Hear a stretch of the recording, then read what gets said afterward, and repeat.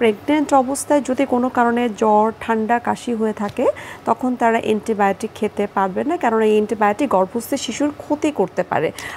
এটি সম্পর্কে একটু জানতে চাই যে আসলে যদি তাদের খাওয়া দরকার হয় সেটি কিভাবে খাবে, ডাক্তারের পরামর্শ অনুযায়ী তো ডেফিনেটলি আপনার পরামর্শ। হ্যাঁ, গর্ভাবস্থায় অনেক ওষুধ খাওয়া যায় না, যে ওষুধগুলো টেরাটোজেনিক ইফেক্ট করে এটা এটা ওনারা ডাক্তারের কাছে এসেই জানতে পারেন, তাছাড়া সাধারণত ওনারা বুঝতে পারেন না।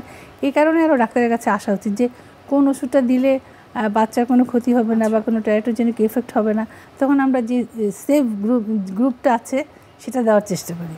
গর্ভকালীন অবস্থায় গর্ভবতী মাকে পরিবারের সদস্য বা তার হাজব্যান্ড সবসময় বলে থাকে যে বেশি করে খাওয়ার জন্য। সো এই যে বেশি খাওয়ার যে ট্রেন্ডটা, যেটার জন্য মায়ের কিন্তু ওজন অতিরিক্তভাবে বেড়ে যায়। সো এক্ষেত্রে কি আপনার কাছে মনে হয় যে ডাক্তারের পরামর্শ নেওয়ার পাশাপাশি একজন পুষ্টিবিদের পরামর্শ নেওয়াটা অনেক বেশি দরকার? এটা খুবই যাওয়া উচিত, এবং একটা পুষ্টিবিধি বলতে পারবে যে তার জন্য কতটুকু ক্যালোরি দরকার। বেশি মানে এই যে আমাকে অনেক খেয়ে ফেলতে হবে তা না। যেমন আমার এক পেশেন্ট একদিন বলছে 8 রকম ফল খায় একদিন। আপনি একদিনে 8 রকম ফল খেলে তারপর ব্লাড সুগার এমনিতে একটু জিজিএম টাইপের ছিল, অনেক বেশি হয়ে গেছে।